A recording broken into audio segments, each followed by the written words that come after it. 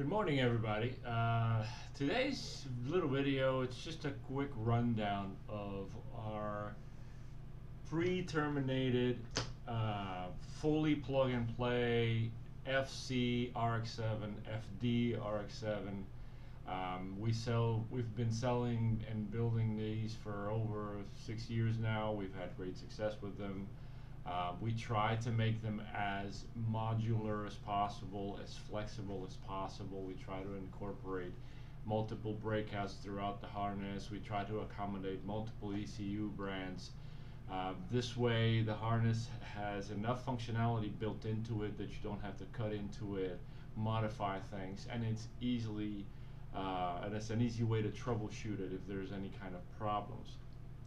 With every harness that we sell, we also include a full document that has all the assigned functions for the main ECU connections. For example, if you do an Elite 2500, there will more than likely be extra outputs and inputs that normally don't get assigned, but we still pin every wire onto the connectors, so that eventually if you do need them down the line, they will be available on some breakout throughout the harness. So some of the key points to mention, we do tailor for both left-hand drive chassis and right-hand drive chassis, FC and FD. For the first gen guys, we're still trying to get the measurements ready, because the first generation chassis is much shorter and smaller than the FC or FD, so our harness tends to be a little bit longer than what it needs to. Doesn't mean that you can't install it, because the distances from the engine's center line, which is what we kind of use as the main reference point, is the same, but from there into the body or into past the firewall into the cabin tends to be a bit shorter than on the FCs and FDs. So we're still trying to tweak that value. Not to say that you couldn't use one if you needed one. So some of the key things to mention here. So for example, our crank angle sensor breakout, you would have something along the lines of a 6-pin connector at the end here that is labeled as crank angle sensor, or CAS, and then depending on that, all the wires for the crank angle sensor will be there, including a power and a ground wire, and you would get something along the lines of this adapter that would let you effectively, this is an FD crank angle sensor adapter, connect to the stock sensors. Now the beauty of this is, eventually if you, let's say, upgrade to something like a full function kit, you just have to get another one of these done. You can either do it by yourself. These Deutsch connectors are very easily obtainable. They're not very expensive, and you can just build another little harness to suit whatever sensors you decide to implement afterwards. We also have, for example, in the case of Series 5 and Series 6 FD, we also have a OMP adapter that lets you run the factory oil metering pump. This is something that we prefer to have function even if you do premix. Granted, the premix ratio will be a little less because you still have the oil metering pump going. Now, if you decide to not use the oil metering pump, again, this gets taken off, get another one of these for that, and then you will have 4 outputs in here and 1 additional analog input that you can reassign for something else.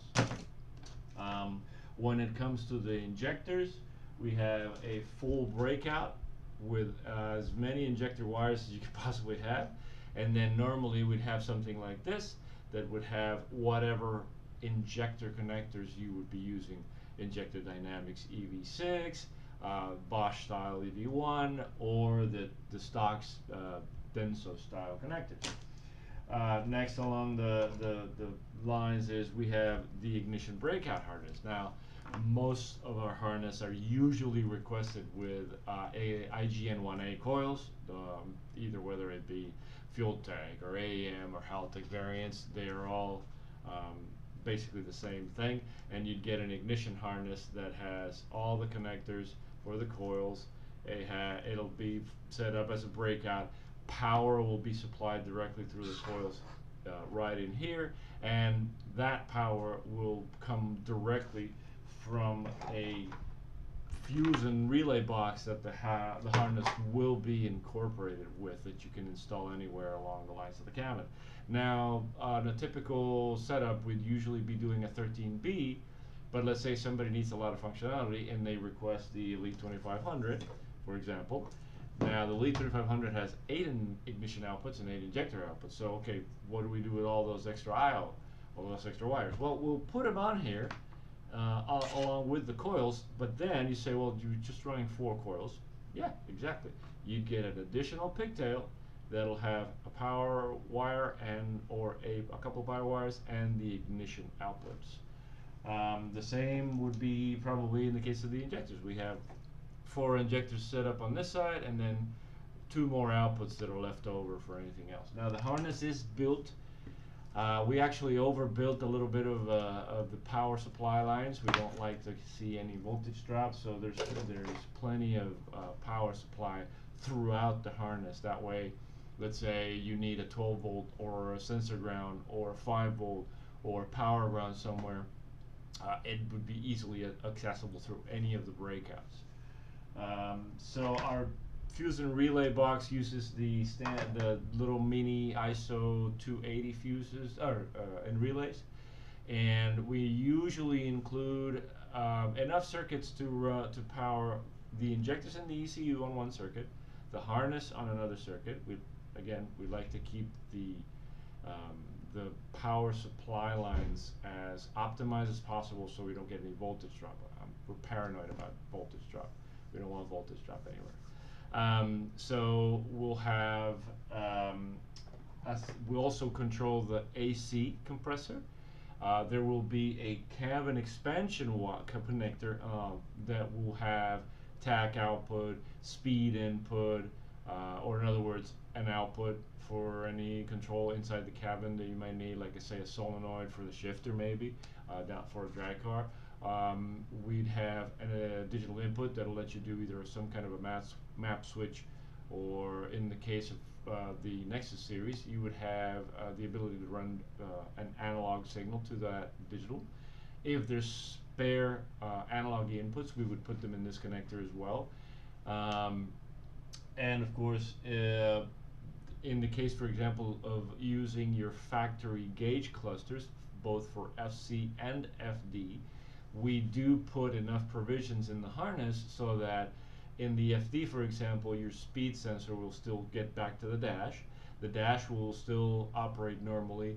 There will be obviously an output and a cabin expansion plug, as we mentioned, that'll need to be wired to the original wire that fed the tacho. That way the tachometer still works. Your coolant temp gauge also has a provision to be connected. Usually in the series 5 and 6 is this little spade sender in the rear iron that's connected to next to the oil pressure switch. The oil pressure switch will still come back into the cabin through the factory wire, so that should also still work, as well as your fuel level, which comes from the cabin, so there's no real problem there. So you would have a fully functional cluster. When it comes to the FD, it's a little bit trickier because the speedo is a mechanical, it has a mechanical cable connected to the transmission. So when it comes to the FC, and if somebody is still sticking with their factory gauge cluster, we're working with a couple of our customers to verify that in the FC there's actually a signal that the power steering ECU used that we could potentially see if we could get it to work. We haven't verified it yet, but that's in the works. If you are, however, in the FC substituting the factory cluster with, let's say, an IC7 Haltech, and you're using something like a Mako Motorsports bezel that holds the cluster inside the factory dash like stock, well then in that case what we do is there is the Hall effect speed sensor that we supply that bolts up onto the transmission, and the harness will have provisions for that speed sensor to be connected. That way the Haltech ECU gets a speed signal, which is usually recommended for a lot of things. A lot of tuning strategies depend on the speed sensor, and that will feed in turn the dash via the CAN connections. Um, like I said before, the harness uses the super seal connectors, which are basically the most popular of the connections that most ECU manufacturers use. So we cater to Haltech, Link, Emtron, FuelTech. Anything that uses the super seal is easy to get. For example, if anybody wants to do an Adaptronic Black, sorry, not Adaptronic, an ECU Master Black series or Pro, or the new Pro series, we can also cater to that. Motec, if anybody wants to do a Motec, we can do that as well. These particular harnesses that we have standard are our basic auto sport setup, which is TXL wire, which is our minimum recommendation for any kind of decent quality wiring. The TXL wire will withstand a reasonable amount of temperature, so the rotary tends to get a little hotter than most piston engines. It's always recommended to shield and cover all the hot parts, downpipe, the turbine housing, you know, all that stuff, the exhaust manifold, all that stuff that really emits a lot of heat. It should all be kept in check. We also provide them with nylon braided loom. So as you can see here, for example, the harnesses have nylon loom, which isn't very temperature resistant, but we've had harnesses in the field in drift cars that have not shown any signs of wear or melting of any kind, and they've been running for 5 years now, so that's good to know. If anybody requests concentric twisted or mil-spec wire, we can also accommodate those situations. So obviously the price is much different. There's a lot of more labor involved, and the materials do cost more. Normally our turnaround time for custom built harnesses is 8 to 10 weeks.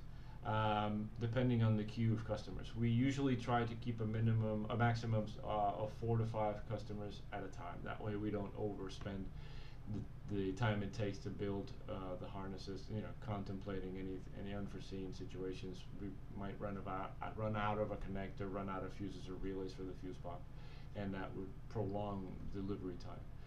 The wait for concentric twisted is probably a little longer, but I don't have a set amount of time. So 8 to 10 weeks usually is enough time to finish anything.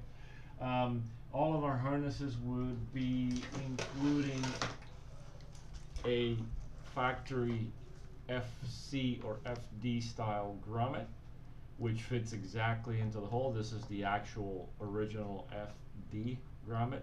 The FC one is only this little bit right here, plus this side and a little bit on that side, and obviously the diameter of the hole in the firewall is different. We also put a nice label on the harness that has the customer's name, and the serial number for the harness is the same as the order number, so this helps us track down trouble or the documentation if the customer calls in 2 years after the harness has been installed asking, hey, how do I do this, install that, connect this, or I'm having an issue with that. That helps us keep everything organized and be able to provide post-sales support for our customers. Obviously, I've been doing this long enough that I can remote tune any setup that the customers might have. We provide a startup base map that requires all steps and precautions to be taken for any initial setup. Basic sensor calibration, timing, sync between the engine and the ECU, all these things have to be performed, and we can do that remotely, no problem. We can assist you. There's a complement of tools every customer should have that help us dial in the installation and eventually, you know, sort everything out. We can also then schedule a dyno session, and then that way we can finish the tune for the car to be enjoyed. So let us know your needs. Shoot us an email, which is the best form of communication. We should be able to reply promptly. Our socials are at Tuning Technology LLC, which is Facebook, Instagram. We normally try to respond those, at least indicating customers to shoot over an email, which will help us keep track of conversations better.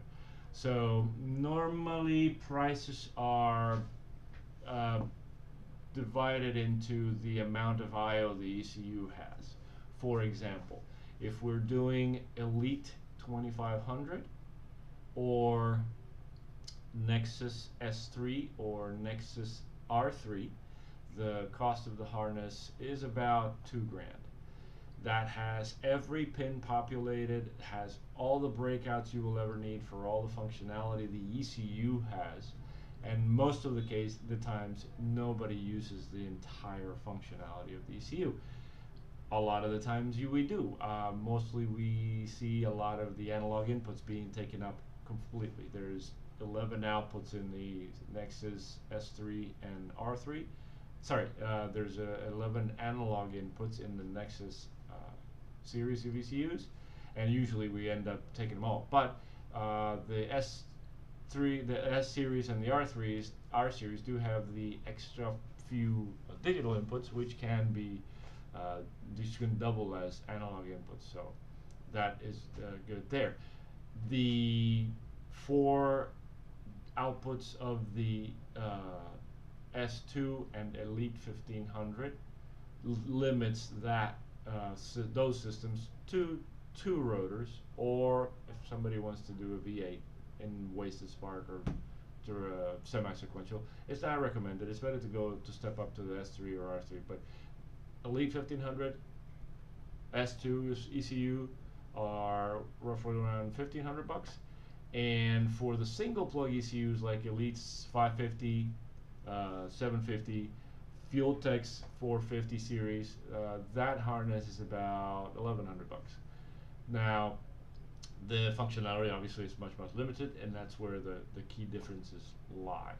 If we're talking Nexus R5, that's a custom bigger harness that will have to be quoted separately. That's it for now, guys. I really like to see our customers' feedback and letting us know what people think of our harnesses when they go out into the field. We have been doing them for quite a few years now, and we've had a bunch of satisfied customers with the work.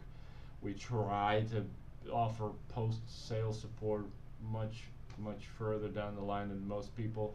I've had calls 2 years after the harness was sold from customers which are then getting to their installations. Life gets in the way, we understand that, and usually when they come back with their harness serial number, we find the documentation, resend them to them in PDF. We usually include it in a paper printed version, but if obviously the print can be a little too small, or paper can get damaged over time or get lost, so we send out a PDF with all that information along, so that the customer can troubleshoot any problems they may have, and we're available to help sort that out. So if you need to get a hold of us, reach out through Facebook, through Instagram, preferably through email again, but our phone is also available to talk about it if you have any other questions that just require a little more detail than what can be shot over through an email. Thanks very much. Have a good morning and enjoy the rest of your week. If you have any questions, just post them in the comments.